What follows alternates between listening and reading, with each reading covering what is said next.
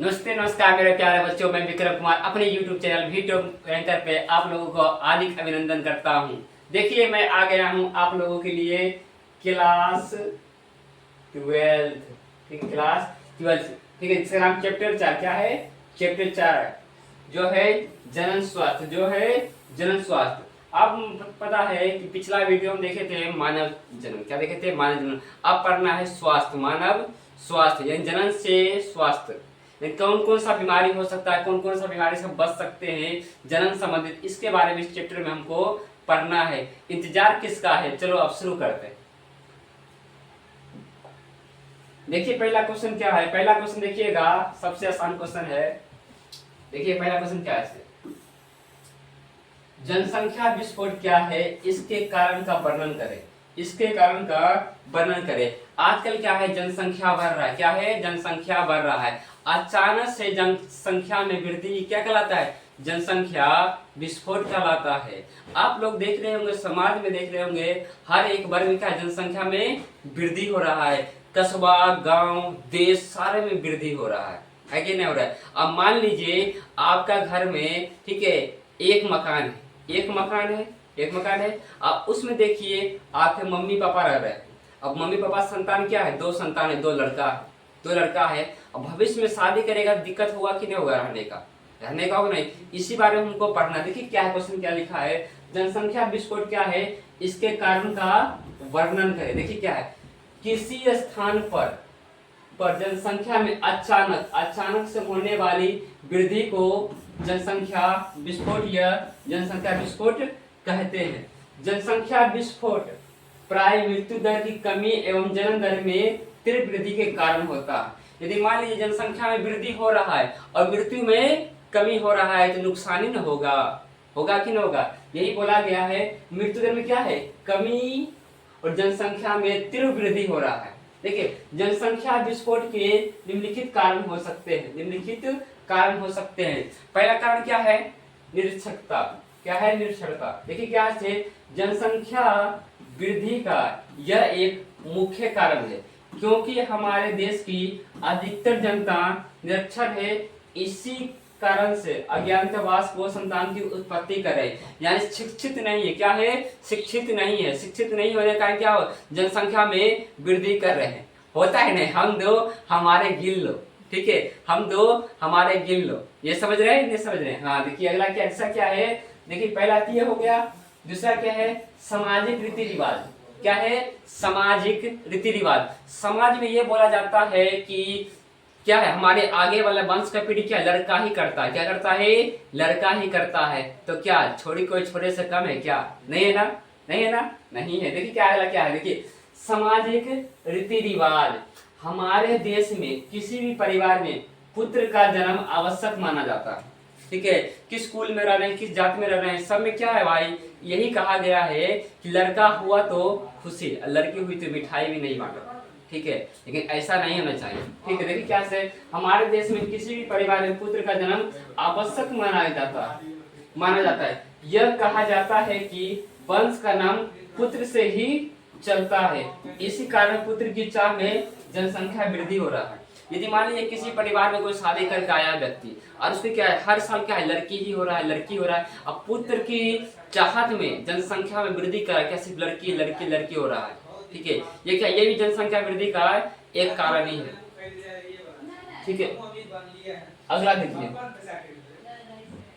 अगला देखिए क्या, तीसरा क्या है? कम आयु में विवाह। क्या है? कम आयु में विवाह, यानी कम उम्र में शादी। सुने होंगे बाल विवाह। क्या सुने होंगे? बाल विवाह भी आप सुने होंगे।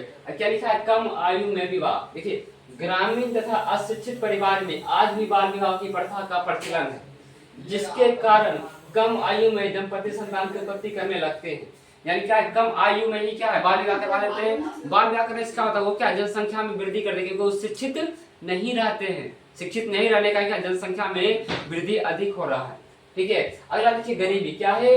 गरीबी। ठीक, गरीबी देखिए अगला क्या है? गरीबी। देखिए ग्रामीण क्षेत्र में रहने वाले अधिकांश जनता निर्धन है, जो इस बात से यकीन करते हैं कि यदि अधिक बच्चे होंगे तो वो काम करके अधिक पैसा कमाएंगे। यानी कहने का मतलब ये ग्रामीण क्षेत्र में क्या गरीबी जो लोग है वो क्या सोचते हैं कि भाई परिवार में यदि लड़का ज्यादा जनसंख्या हो, ज्यादा क्या हो, पैसा कमाएगा। ठीक है, ये मिथ बना हुआ है। ठीक है, ये मिथ बना हुआ है।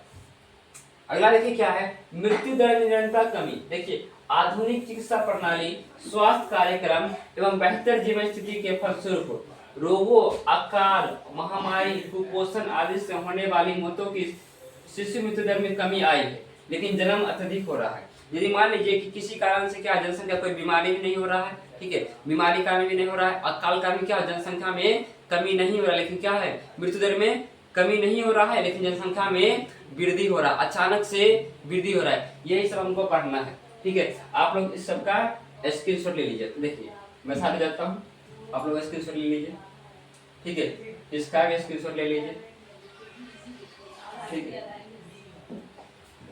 अगला देखिए क्या है क्वेश्चन, क्या है अगला क्वेश्चन देखिए 2 नंबर क्वेश्चन क्या देखिए। क्वेश्चन नंबर 2 क्या है, जनसंख्या वृद्धि को नियंत्रण पर निबंध लिखे। जनसंख्या वृद्धि पे क्या है निबंध लिखना है। देखिए क्या है, तीव्र गति से बढ़ती हुई जनसंख्या को नियंत्रित करने का ही जनसंख्या नियंत्रण कहलाता है। यदि जनसंख्या बढ़ रहा है उसी को ही रोकना है, इसे ही मंद करना है, इसी पे क्या आपको निबंध लिखना है। ठीक है, क्या है जनसंख्या वृद्धि के नियंत्रण करने के लिए निम्नलिखित उपाय किए जा सकते हैं। ठीक है, पहला क्या है, शिक्षित सुविधाओं का विस्तार। हर एक व्यक्ति शिक्षित रहेगा क्या जनसंख्या रोका जा सकता है।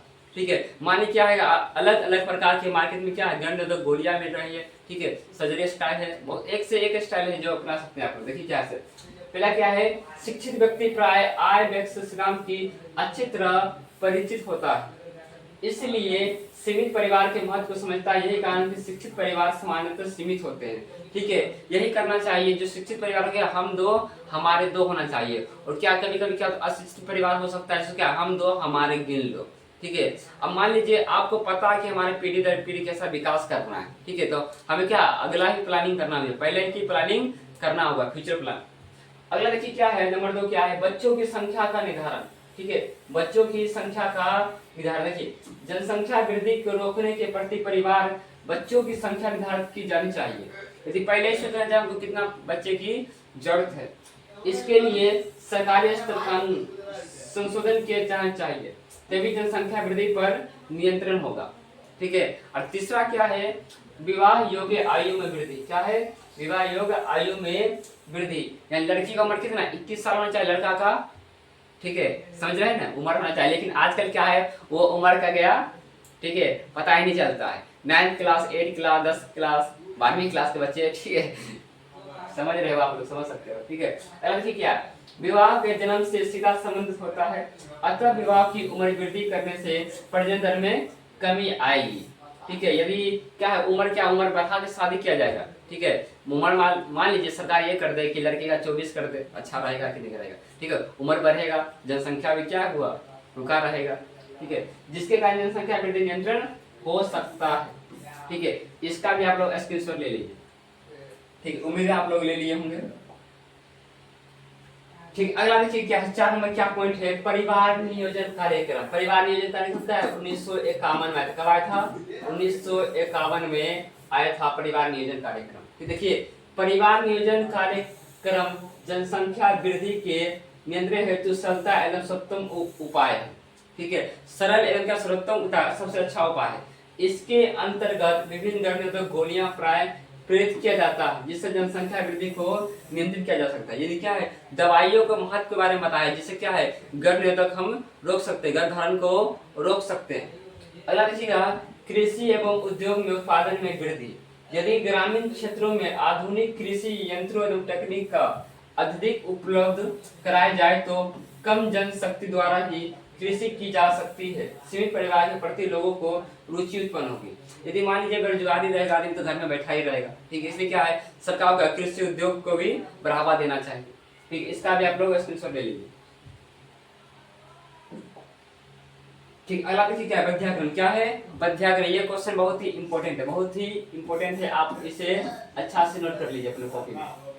ठीक है, देखिए क्या है बध्याकरण से क्या तात्पर्य है, इसकी विधियों को लिखिए। ठीक है, इसकी विधियों को लिख के देखिए। बध्याकरण एक ऐसी तकनीक है जिसमें नर एवं मादा के जनन वाहिनी को काट कर बांध दिया जाता है। ये क्या, ये देखिए ये जनन क्षमता का स्थायी रूप से रोकने के लिए सर्वाधिक सफल विधि है।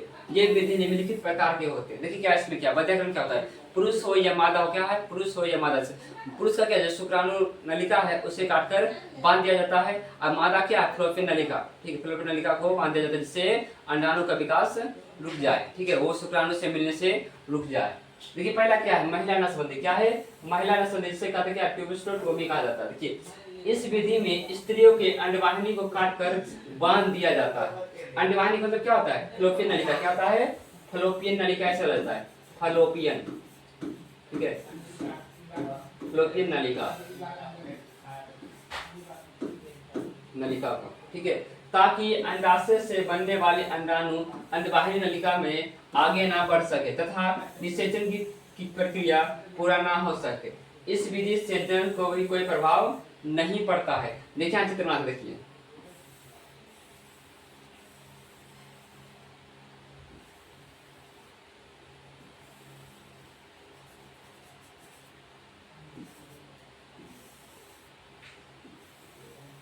ठीक है, देखिए यही फ्लोपियन नलिका, क्या है, यही है फ्लोपियन नलिका, इसे क्या कहा जाता है, ठीक है, इसे ही बांध दिया जाता है, ठीक है, इसे ही काट कर बांध दिया जाता है, ठीक है।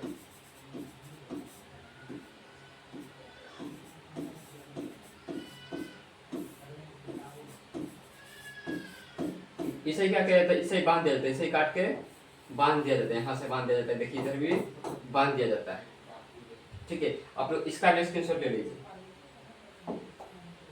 दूसरा देखिएगा पुरुष नसबंदी, क्या है, पुरुष नसबंदी, देखिए पुरुष नसबंदी जिसे बोलते हैं वैक्सोटोमी, ये सब ऑब्जेक्टिव में भी पूछता है, आपसे ऑब्जेक्टिव में पूछेगा कि पुरुष का नसबंदी क्या कहलाता है, वैक्सोटोमी, ठीक है, याद रखिएगा। देखिए इस विधि से में पुरुषों के शुक्राणु को काट कर बांध दिया जाता है, ठीक है, शुक्र वाहिनी को काट कर बांध दिया ताकि वृषण से बनने वाले शुक्राणु आगे ना बढ़ सके तथा निषेचन की प्रक्रिया पूरी ना हो सके।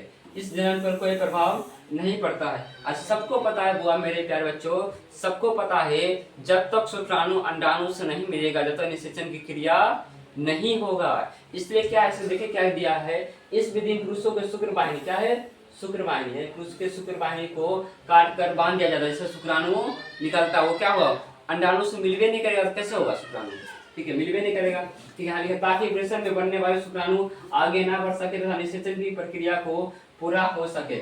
इस जनन पर कोई प्रभाव नहीं पड़ता, इसको भी आप लोग नोट कर लीजिए, ठीक है, ये स्क्रीनशॉट ले लीजिए आप लोग, ठीक। अगला देखिएगा चिकित्सा सगर्भता समापन पर टिप्पणी लिखिए, जिसे बोलते हैं एमटीपी बोलते हैं, ठीक है, एमटीपी, ठीक है, एमटीपी बोलते हैं। देखिए कितना गर्मी है, गर्मी में भी वीडियो शूट करना पड़ता है। देखिए क्या अगला देखिएगा आंसर क्या है, देखिए गर्भावधि पूर्ण होने से पहले ही भ्रूण को समाप्त कर देना चिकित्सा सगर्भता समापन कहलाता है, ठीक है, यानी क्या है, भ्रूण को क्या है, मान लीजिए कि शिशु को बड़ा होने से पहले भ्रूण को क्या है, समाप्त कर दिया जाता है, इसे क्या जाता है, सगर्भता कहते हैं, ठीक है। देखिए यह प्रक्रिया प्रारंभ तिमाही माह अथवा 12 सप्ताह तक ही सुरक्षित होना चाहिए। यह प्रक्रिया कानूनी अपराध है, ये प्रक्रिया कानूनी अपराध है, लेकिन कुछ ऐसी परिस्थितियां होती है जब ये कराना आवश्यक माना जाता है, ठीक है। देखिएगा क्या है, गर्भता को समाप्त करना क्या कानूनी अपराध है, लेकिन क्या कुछ परिस्थितियों में क्या है उसे हम करवा सकते हैं, ठीक, कुछ परिस्थितियों में करवा सकते हैं।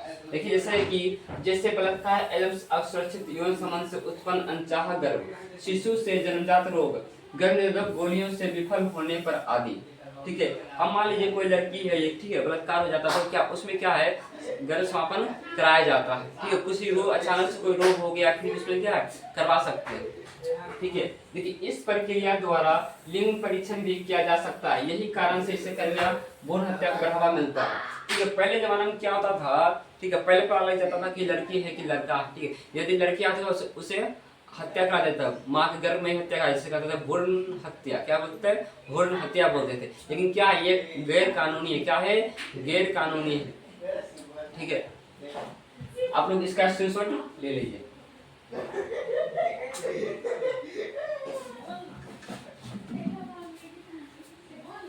ठीक है, अगला क्वेश्चन क्या है, यौन संचारित रोग क्या है, किन्हीं दो रोगों के लक्षणों को लिखिए, ठीक है। ऐसे रोग जो यौन संबंध के द्वारा फैलते हैं उन्हें यौन संचारित रोग कहते हैं, ठीक है। यौन संचारित उसे बोलते हैं जो यौन संबंध बनाने से फैलता है, उसे क्या कहते हैं, यौन संचारित रोग कहते हैं, ठीक है। देखिए पहले नंबर सुजाक, क्या है सुजाक, जिसे बोलते हैं गोनेरिया भी बोला जाता है, कि देखिए ये रोग नाइजीरिया नामक जीवाणु से फैलता है। ठीक है, ये जीवाणु का नाम याद रखिएगा। ठीक है, ये आपके एग्जाम के लिए बहुत ही इंपॉर्टेंट। ठीक है, देखिए इसका लक्षण क्या होता है। देखिए पुरुषों में इस रोग के संक्रमण से मूत्र मार्ग में सूजन आ जाता है। ठीक है, जब भी ये गोनोरिया रोग होगा, सुजाक रोग होगा, क्या हो जाओ पुरुष के मूत्र मार्ग में वहां क्या होगा, सूजन आ जाएगा, सूजन आ जाएगा। अगला क्या है, जनन अंग के आसपास क्या है, लाल लाल धब्बे हो जाएंगे। ठीक है, क्या है मूत्र त्याग के समय अत्यंत पीड़ा जलन होगा। यह ज्ञानेंद्रियों को हानि पहुंचाता है। जोड़ों में सूजन और पीड़ा होने लगती है। ठीक है, जोड़ों में सूजन यानी जो जोड़ा है ना वहां क्या सूजन होने लगेगा। ठीक है, और ये ज्ञानेंद्रियों को भी हानि पहुंचाएगा। ठीक है, इसका भी आप लोग स्क्रीनशॉट ले लीजिए। अगला क्या देखिए, अगला क्या है उपदस। क्या उपदस से बोलते हैं सिप्सिल। क्या बोलते हैं सिप्सिल। देखिए ये रोग टेपनोमा, ठीक है, प्लेनिया नामक जीवाणु से उत्पन्न होता है। ठीक है, सिप्सिल किससे बीमारी से उत्पन्न होता हुआ टेपनोमा प्लेनियम नामक जीवाणु से उत्पन्न होता है। देखिए इसके लक्षण क्या होता है, इसके लक्षण देखिए क्या है। देखिए पुरुष एवं महिला में जनन अंगों में लाल दाने निकल जाते हैं। ठीक है, जनन अंग जहाँ वहां क्या है, लाल दाने दाने से निकल जाएंगे। देखिए मूत्र त्याग के समय अत्यधिक पीड़ा एवं जलन होता है। यदि आप टॉयलेट कीजिएगा, ठीक है, तो टॉयलेट कीजिएगा जलन सा महसूस होगा। ठीक है, महिला हो या पुरुष सबको क्या है, जलन सा महसूस होगा। अगला देखिए अधिक संक्रमण से ये जीवाणु हृदय मस्तिष्क एवं यकृत को भी प्रभावित करता है। यदि ज्यादा फैल गया क्या होगा, मस्तिष्क को भी प्रभावित करेगा, यकृत को भी प्रभावित करेगा। ठीक, देखिए हृदय है से और क्या है मस्तिष्क से और क्या है यकृत। ठीक है, यकृत को भी प्रभावित करेगा। यकृत क्या बोलता है, लीवर बोला जाता है। क्या बोला जाता है, लीवर बोला जाता है। ठीक है, आप लोग इसको भी नोट कर लीजिए। देखिए अगला क्वेश्चन क्या है, इससे क्या है बिहार बोर्ड बार बार आपसे पूछता है, बार बार पूछता है। किसी 4 यौन संचारित रोगों के नाम, उनके कारक, जीवाणु के 7 लिखे। ठीक है, 7 लिखे। देखिए पहला क्या है, देखिए यौन संचार रोग एवं उनके कारक। देखिए क्या है, पहला क्या है, एड्स। क्या है, एड्स है ह्यूमन इम्यूनिटी डिफिशिएंसी वायरस। ठीक है, इसका फुल फॉर्म आपसे पूछा याद रखिएगा। ठीक है, हर्पिस। क्या है, हर्पिस सिनेक्स वायरस 2। क्या है, सिनेक्स वायरस 2। ठीक है, सिप्सिल टेपनोमा प्लेनियम बैक्टीरिया। ये थोड़ा पहले बताया इसके बारे में। गोनेरिया। क्या बोलते हुआ, गोनेरिया। ठीक है, निस्टेरिया गोनेरिया बैक्टीरिया। ठीक है, अब बताइएगा आप कमेंट बॉक्स में गोनेरिया का अन्य नाम क्या है और सिप्सिल का अन्य नाम क्या है। इसको आप पॉइंट टू पॉइंट लिख लीजिए अपने कॉपी में। ठीक है, पॉइंट टू पॉइंट लिख लीजिए। आपको ठीक है विश्वास दिला दे, इससे क्या एक ना एक क्वेश्चन आपसे एग्जाम में बहुत पूछेगा। ठीक है, पूछेगा, इसको स्क्रीनशॉट ले लीजिए आप लोग। ठीक है, देखिए अगला क्या है, रक्त के बारे में बताया। क्या है, रक्त के बारे में बताया। रक्त में क्या ब्लड। क्या बोला हुआ, ब्लड के बारे में आपको बताना है। ठीक है, देखिए क्या है रक्त के बारे में बता। देखिए रक्त एक तरह से उत्तक है जिसका पीएच क्या है 7.4 क्षारीय होता है। एक व्यक्ति मानव में औसत 5 से 6 लीटर रक्त होता है।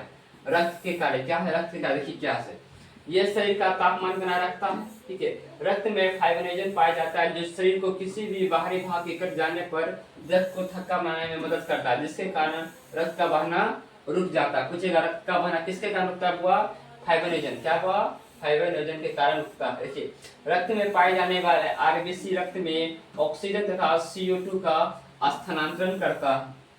ठीक है, करता है, स्थानांतरण करता है। देखो रक्त में पाए जाने वाले WBC शरीर को रोगों से संक्रमण से बचाता है। ठीक है, अब बताइएगा हमको। ठीक है, RBC क्या है, RBC। ठीक है, RBC इधर क्या है, WBC। ठीक है, इधर क्या है, WBC। ठीक है, बताइए RBC का निर्माण कहाँ होता है। ठीक है, निर्माण। ठीक है, और WBC का निर्माण कहाँ होता है, कहाँ निर्माण होता है। ठीक है, इसका जीवन काल, जीवन काल बताइए। ठीक है, इसका भी क्या है, जीवन काल, जीवन काल। ठीक है, और मृत्यु कहाँ होता है इसका। ठीक है, और इसका भी मृत्यु कहाँ होता है। ठीक है, और इसका फुल फॉर्म, आरबीसी का फुल फॉर्म और WBC का फुल फॉर्म बताइए आप। ठीक है, चलिए आप लोग कमेंट बॉक्स में बताइएगा, फिलहाल मैं बता देता हूँ। ठीक है, देखिए क्या है इसे, इसका फुल फॉर्म क्या होता है। ठीक है, रेड ब्लड सेल। ठीक है, इसका निर्माण कहाँ होता है, अस्थि मज्जा में। कहाँ होता है, अस्थि मज्जा। ठीक है, अस्थि मज्जा ठीक है, अस्थि मज्जा में। और जीवन काल कितना था? 1 से 120 दिन। ठीक है, मृत्यु कहाँ होता है? पलीहा में। पलीहा, पलीहा जिसे बोलते हैं तिल्ली, तिल्ली। ठीक है, या अस्प्लीन, या क्या बोलते हैं इसको? अस्प्लीन बोलते हैं। इसको भी आप लोग नोट कर लीजिए।